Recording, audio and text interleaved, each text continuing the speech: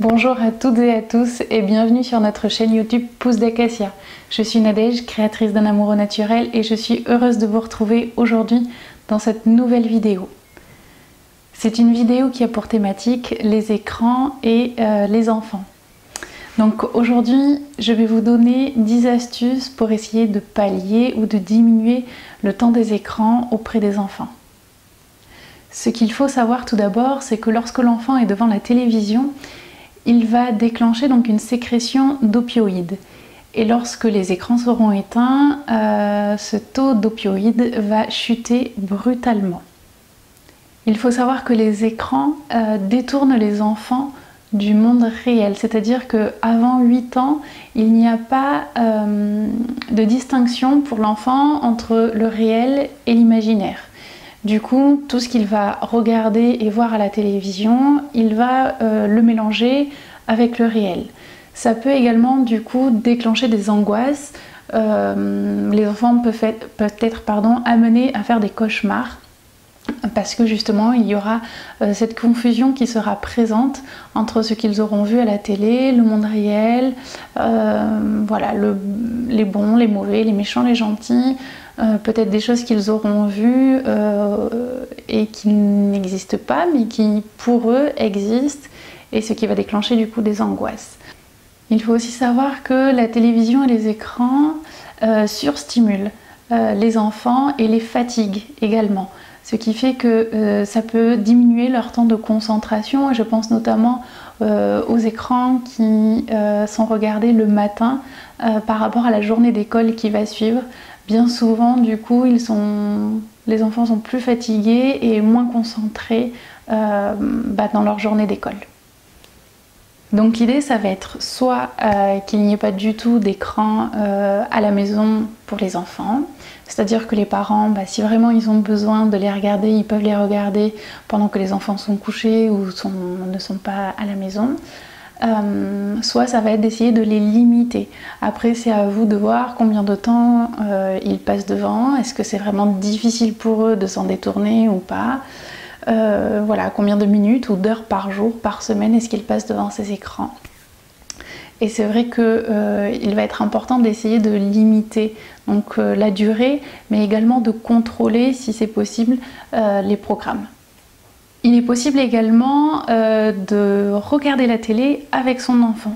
Ça peut être aussi un bon moyen de le détourner en fait de cette télévision. C'est-à-dire qu'en fait vous allez interagir avec votre enfant, vous allez lui parler, dire « Oh là tu as vu, il s'est passé ça » ou « J'ai vu ça ».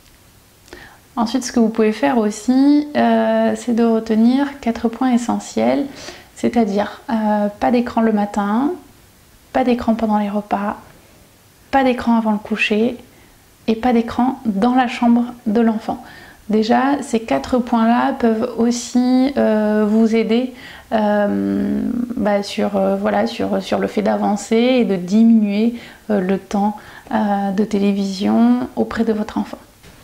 Donc maintenant, nous allons passer aux 10 astuces que je vais vous proposer pour soit limiter ou soit du coup totalement remplacer les écrans. Donc l'astuce numéro 1, ça va être bien de jouer avec votre enfant et de faire des jeux coopératifs. Pourquoi les jeux coopératifs? Tout simplement parce que il n'y a pas de gagnant, il n'y a pas de perdant, on joue tous ensemble et ça se fait en général dans la joie, la bonne humeur. Et c'est vrai que ce sont des jeux qui sont relativement bien appréciés des enfants. Donc nous, ce qu'on a à la maison par exemple, ça va être Viva Montagna, le jeu du verger, donc là c'est la version mini, mais vous avez aussi le grand format. Il y en a plein d'autres, il y a également des jeux de cartes, et puis après je pense qu'il est aussi possible de changer les règles de certains jeux de société pour justement en faire des jeux coopératifs. L'astuce numéro 2, ça va être de proposer des temps de dessin ou de peinture à vos enfants. En général, le dessin, la peinture, c'est vraiment quelque chose, des activités qu'ils adorent faire, qu'ils prennent beaucoup de plaisir à faire. Suivant l'âge de vos enfants, soit il faudra que vous restiez auprès d'eux, soit ils seront autonomes et ils pourront le faire tout seuls, vous aurez juste à préparer les activités. Quoi qu'il en soit, en général, c'est quelque chose qui marche bien et quelque chose qui peut aussi durer dans le temps. L'astuce numéro 3, donc ça va être des temps de lecture, donc de prendre le temps de lire avec vos enfants, ou alors s'il y a une fratrie, que les grands frères, grandes sœurs puissent lire des histoires aux plus petits. Donc voilà, il suffit de, je pense que sur le blog vous trouverez tout ce qu'il faut, quel que soit l'âge de l'enfant, pour vous donner des idées, si jamais vous en manquez, pour remplir votre bibliothèque. Mais c'est vrai que les lectures peuvent développer le langage, le vocabulaire, permettre d'observer. Vous avez des livres pour les plus petits à toucher, avec des fois des tirettes, des choses à soulever. Avec la lecture, il y a une multitude de possibilités, et ça aussi en général ça marche à coup sûr. Ensuite, l'astuce numéro 4, toujours en passant du temps avec votre enfant, ça va être de jardiner.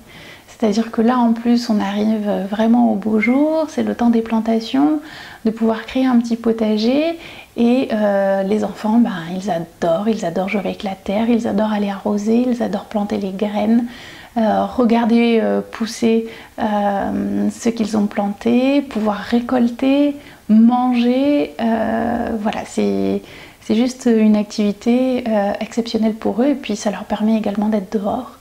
Et en général, les enfants adorent passer du temps dehors. Ensuite, l'astuce numéro 5, ça va être de cuisiner avec vos enfants. Les enfants, jusqu'à un certain âge, ils adorent faire tout ce qui est activité de la vie pratique, de la vie quotidienne, et ils vont vouloir cuisiner avec nous. Ça va être, je sais pas, la confection d'un gâteau, ça peut être aussi un plat, ça peut être leur demander d'éplucher un fruit, ou alors de disposer justement les morceaux, je sais pas si vous faites une tarte, sur la pâte, de remuer la pâte. Il y a une multitude d'idées et de choses à faire de ce côté-là.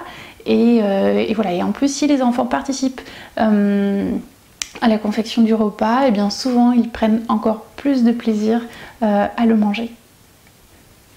Donc ensuite, l'astuce numéro 6, ça va être de sortir, tout simplement de sortir, d'aller faire une promenade, une balade, d'aller à un parc, à une aire de jeu, et de pouvoir laisser l'enfant courir, sauter, faire tout ce qui lui chante en étant dehors, en étant en pleine nature.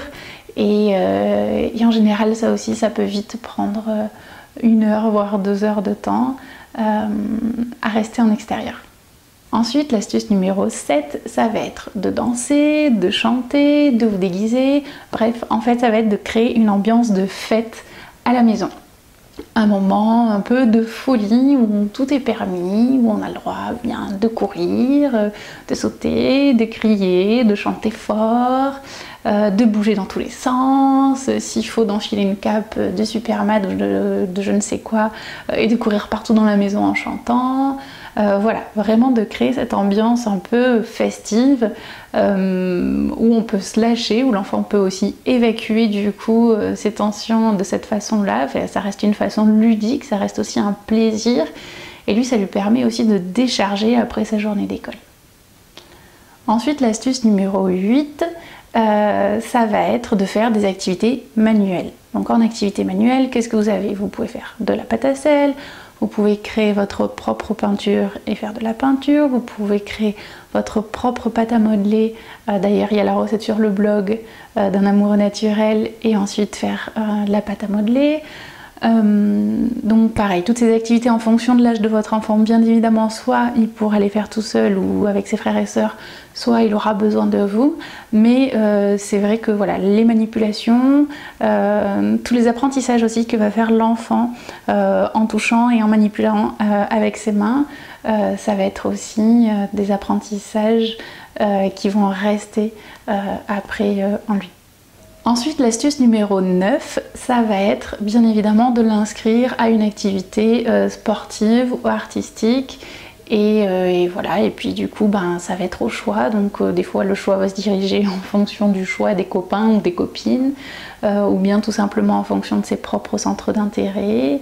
Ça peut être du poney, ça peut être de la danse, ça peut être du foot ou je ne sais quoi, je n'y suis pas trop encore, mais de la piscine, du tennis, ou alors tout simplement l'inscrire à des cours de dessin, à un atelier du jeu de peindre. Là aussi, je pense qu'il y a tout ce qu'il faut pour les activités extrascolaires pour les enfants, et pour ma part, je trouve que c'est quand même un temps qui est vraiment important pour eux. Et ensuite, donc l'astuce numéro 10, ça va être de consacrer un petit temps à la relaxation, à la méditation, au yoga, peu importe, quelque chose qui vous parlera, qui parlera à votre enfant. Et bien en fait ça va être une pause bien-être dans votre quotidien que vous allez pouvoir mettre en place, et qui du coup va donner aussi des outils à votre enfant pour que en grandissant il puisse les mettre en place plus facilement et de façon un petit peu automatique, et que voilà, qu'il puisse se sentir bien, ou en tout cas avoir les outils pour se sentir bien en cas de coup dur, ou voilà, en cas de mauvaise passe ou de stress ou de je ne sais quoi. Et c'est vrai que le fait de pratiquer ces activités là avec vous, avec le parent, eh bien ça lui donne aussi un petit peu un exemple, et pour lui bien ça va devenir une habitude et quelque chose de facile et de simple à mettre en place. Voilà, et bien écoutez, c'est fini pour aujourd'hui. J'espère que ces 10 astuces pour pallier ou diminuer le temps avec les écrans auprès des enfants vous aura plu. Je vous souhaite à toutes et à tous une très belle fin de journée, et je vous dis à très bientôt dans une prochaine vidéo.